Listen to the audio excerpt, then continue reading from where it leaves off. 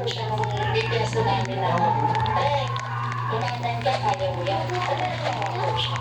Ang unang barangay ng hindi na residente agad. Sa investigasyon ng PNP, sumakay ang sospek sa Recto Avenue sa Maynila at nagpahatid sa lugar kung saan ang lalaki. Hindi pa mabasa sa pusok sa kanilang unang 43 anyos na biktima na sa ngayon ay nagpapagaling na sa ospital.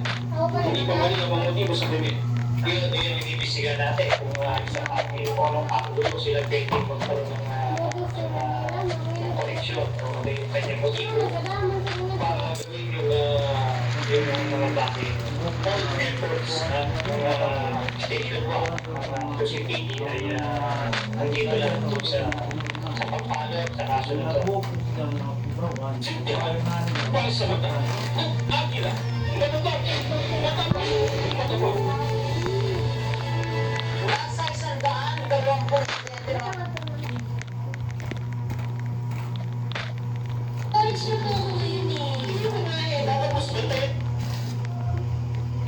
Verification mo, authorizes Sandro Visita Villar.